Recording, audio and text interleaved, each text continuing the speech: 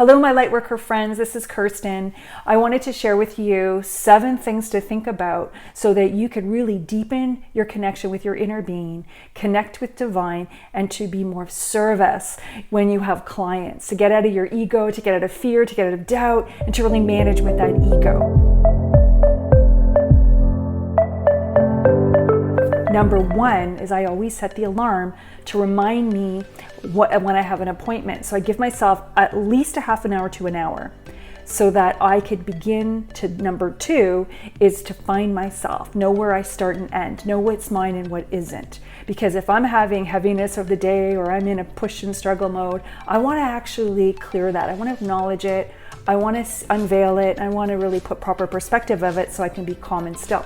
In fact, I find that when I'm being of service, I actually heal. Healer, heal thyself. So when you actually put yourself out there to really recognize you're being more responsible for your energy field, you're clearing yourself, you're grounding yourself more, and you're doing that opening prayer because you know you're not doing it alone. So readying myself is the 3rd thing. Readying myself means that I'm opening up to a prayer, that I'm asking to really connect, to be of service of light, and then I create this space within me, which is number 4, generating the state and aligning myself with spirit. So when I am actually just jumping on a call without doing these processes, there's a massive difference between the depth of my readings and how likely I am to trust myself. I might be feeling a little doubt and insecurity because I still haven't made that space to know what's mine and what isn't. I haven't done that opening prayer for it to be a blessing and to be of service from God's will. And therefore, I may be less likely in tune with the energy or aligned with the energy. And then once I've done that, number 5, I open up and I do a pre-reading. I'm someone who actually loves to pre-read for about 10-15 minutes. So I spend, about good, depending on how much I have going on in my energy, body and mind. Sometimes I take a half hour, 20 minutes, and then the last 15 to 10 minutes, I take pen to paper, I do another prayer. I ask, what do I need to know most on behalf of my client, God, in alignment with your will? And I just go through, I have 5 or 10 different techniques that I do pre-reading. I do interviews, I can check the chakra system, I can find out who's around them in their angel realm or divine or mediumship. Like there's so many wonderful ways to do a pre-reading. And I'll get into that a little bit more in my courses and with the group here. But I tend to just open up and ask, what do I need to know most on behalf of my client, God, in alignment with your will?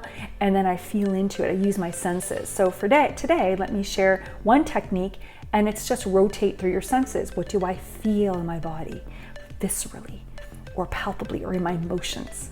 Number 2, what do I see? Number 3, what do I hear?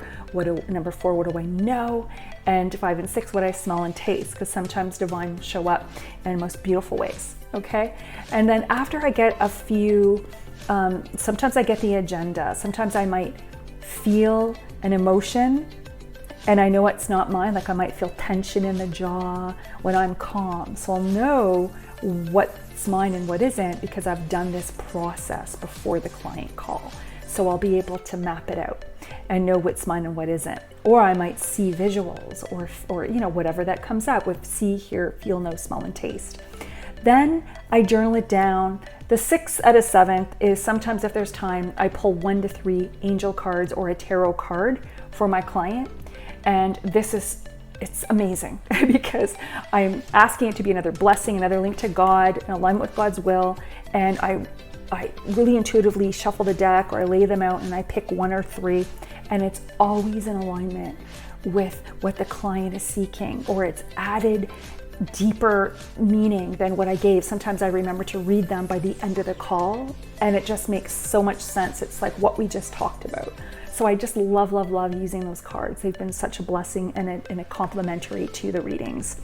And finally, before I even take that call, I make sure that I take a bio break. I make sure I'm hydrated.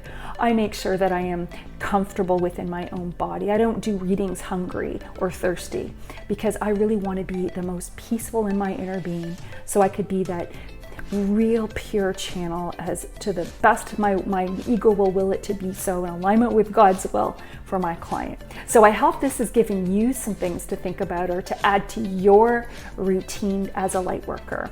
And if so, share in the comments below, what is your favorite way to prepare for your readings? How do you connect with divine? Do you do a pre-reading like I do? Or do you pull a card? Or do you wait until the client gets there? Share, I'd love to hear. Blessings everyone, and we'll see you soon. Take care.